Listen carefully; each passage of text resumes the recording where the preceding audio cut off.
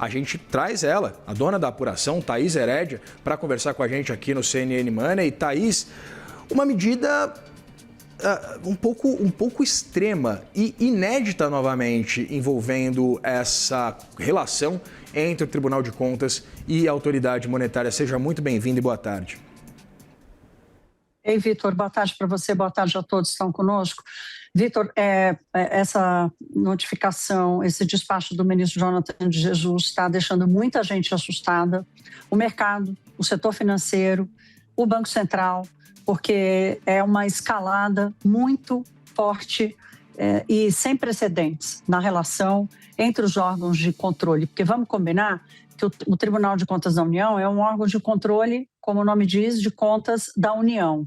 Nada envolvendo o Banco Master tem dinheiro público, a não ser o trabalho do Banco Central, né, no seu papel de fazer a supervisão. Então, todas as investigações notificadas ao Ministério Público pelo Banco Central, aquelas que a gente teve acesso da explicação do BC ao TCU na semana passada, e nenhuma delas tem nenhum envolvimento com o tribunal, com o dinheiro público, com recursos da União, especificamente para falar de TCU. Esse episódio é um episódio que marca a atuação política dos órgãos de controle, especialmente do Tribunal de Contas da União, sem precedentes, como você colocou. A gente fica mais incompreensível ainda saber qual o objetivo do TCU, qual o propósito do TCU de colocar o Banco Central sob suspeita para operações que evidenciam fraudes.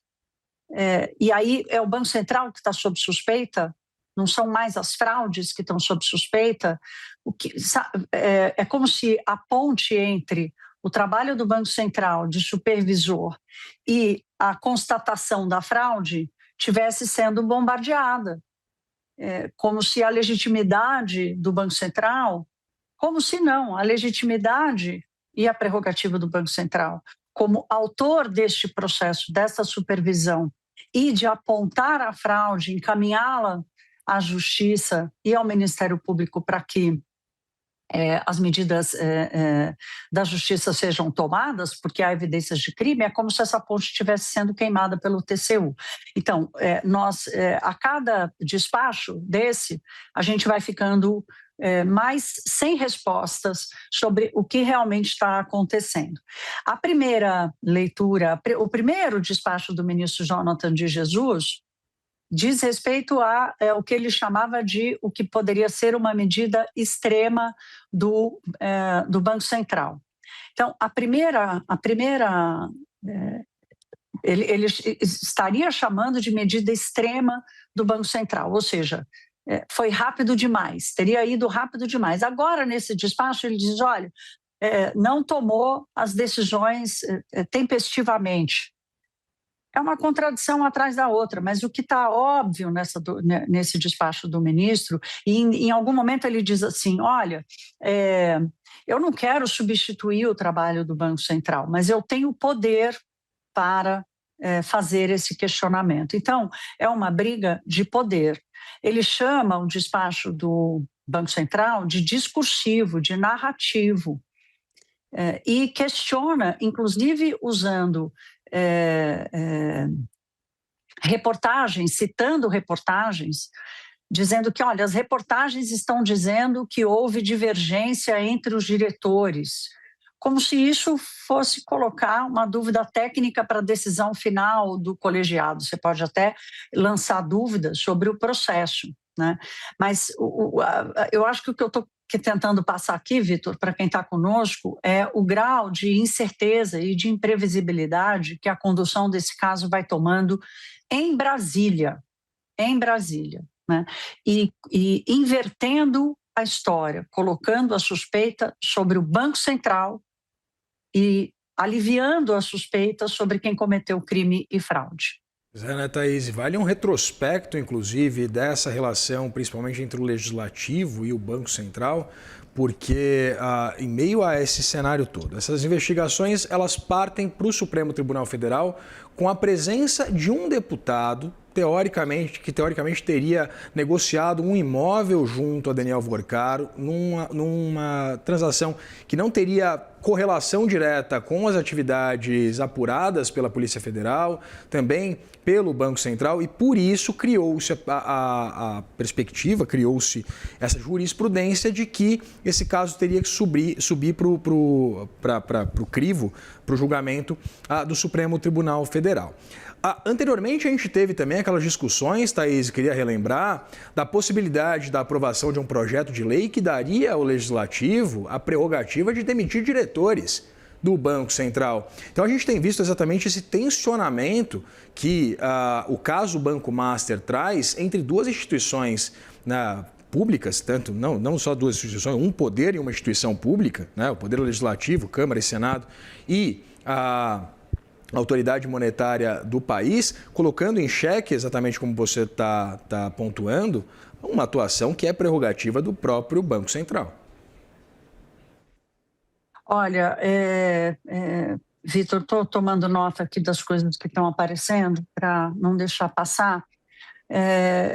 Eu acho que tem uma preocupação grande aqui, que é do ponto de vista da estabilidade e da credibilidade institucional, né? De qual o papel de cada um nas relações entre os poderes e como os poderes precisam escolher o lado certo da história, né?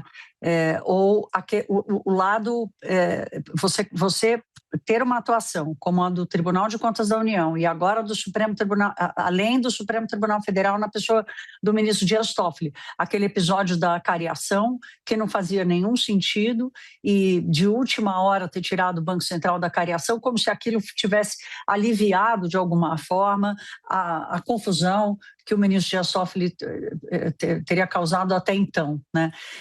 Então, assim, o que está em jogo aqui é, resolvido o caso Master, qual é a musculatura, qual é a blindagem institucional? Eu não estou dizendo aqui blindagem de atuações equivocadas. O Banco Central deve explicações à sociedade brasileira para tudo que ele faz e precisa prestar contas. Não é disso que está se tratando, né?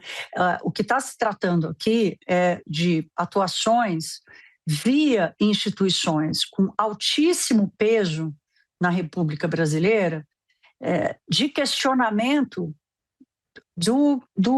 da instituição, que talvez seja, né, o pêndulo, a âncora da credibilidade do setor financeiro, que é o coração de qualquer economia, né? Você colocar isso em xeque da forma como o TCU e o ministro do STF estão fazendo, isso não coloca imprevisibilidade e incerteza apenas sobre a condução do Banco Master, coloca imprevisibilidade e incerteza sobre o trabalho daqui para frente. O que vai sobrar, né?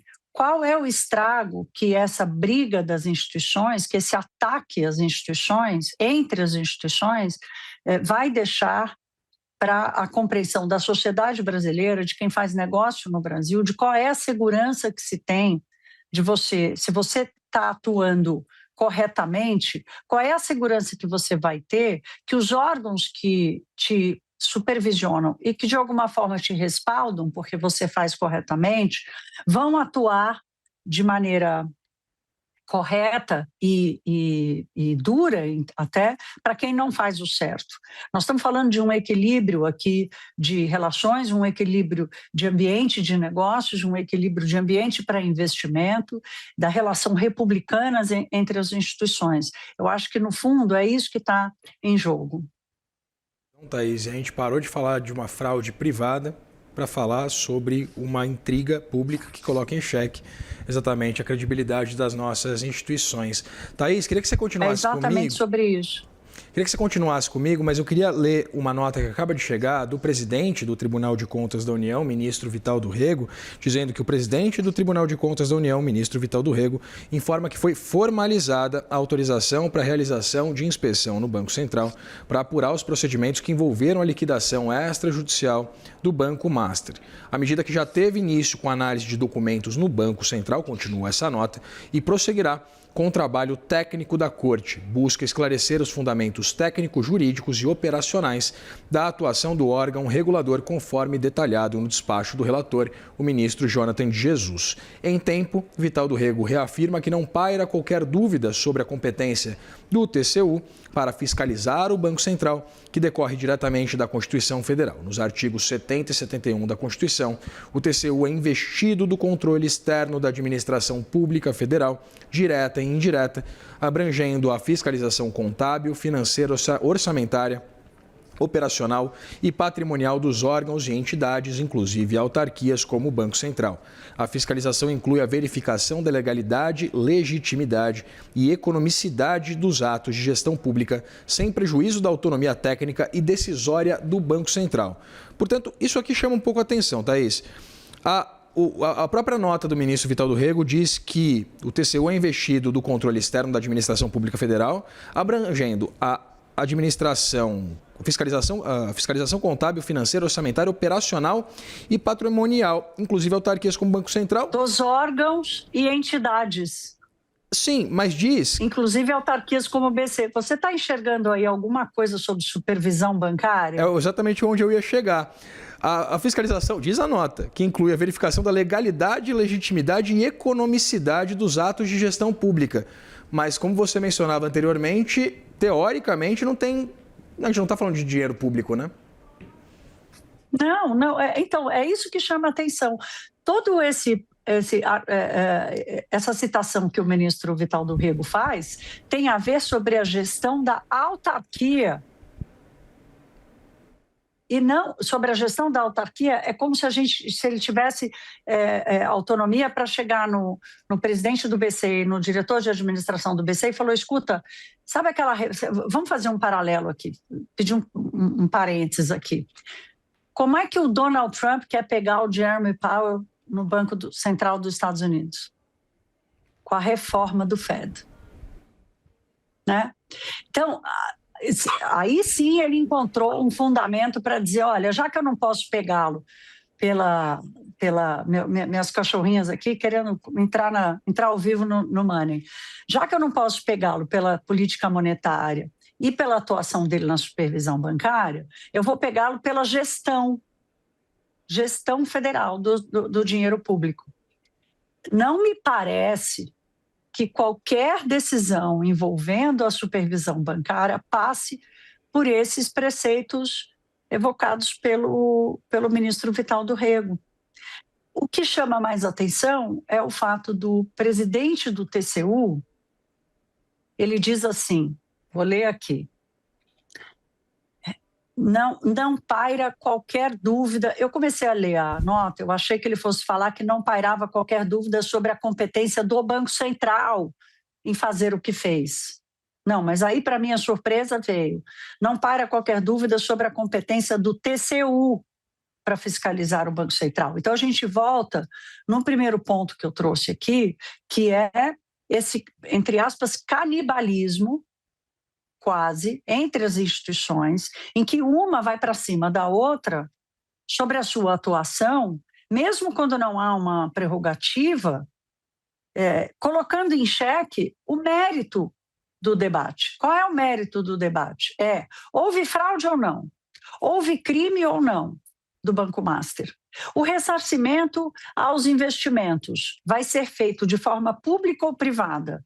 Será feito 100% de forma privada.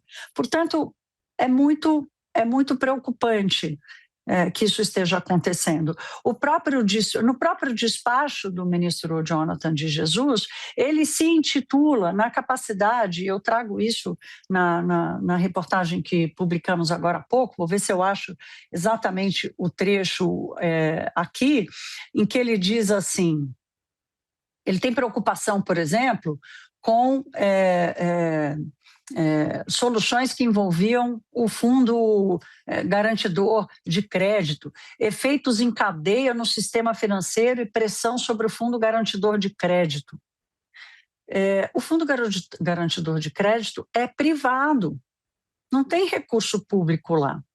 E ele está longe de estar sob risco, né? Ele vai custar caro, vai bater no spread bancário, né? Mas por isso que é preciso ter uma autarquia, uma instituição, um supervisor bancário muito forte para evitar que isso aconteça e interromper esse processo, né? Agora, não há em nenhuma ponta do caso Master ou da atuação do Banco Central qualquer situação em que tenha envolvido dinheiro público. Se o ministro Vital do Rego está dizendo e reafirmando a posição do TCU, em que ele pode sim interpelar o Banco Central pela gestão da autarquia e não pela gestão do setor financeiro, ainda mais não envolvendo recurso público, Vitor. Né, Thaís? Isso tudo depois, inclusive, de a Câmara dos Deputados censurar o debate sobre a concessão de uma autonomia também financeira ao Banco Central, porque o que a gente acompanhou em 2021 foi essa autonomia das atividades do banco. Discutiu-se a posteriori a possibilidade de concessão também de uma autonomia financeira para o próprio Banco Central. O que a gente viu não aconteceu, mas vale esse registro, né, Thaís? A gente não está aqui falando de dinheiro público. Mas, ô Vitor... Por favor. Só para completar esse ponto que você está dizendo, essa autonomia orçamentária que mudaria o regime jurídico do Banco Central, isso não significa que o Banco Central viraria aquela caixa preta que todo mundo diz que ele é, né? Isso ao contrário, né? Daria uma autonomia financeira para garantir que não falte recurso ao Banco Central, exatamente para manter vigilância sobre o PIX, sobre as operações, sobre tudo que está acontecendo, né? É o contrário. Que não haja essa falta de financiamento, dado esse cenário de restrição orçamentária que a gente vem discutindo dia após dia, né? Thaís Heredia, não coloque em risco a condução da nossa política monetária. Posso falar mais uma coisinha? Por favor. Agora que eu já invadi aqui o Money, essa hora da manhã, mas vamos lá.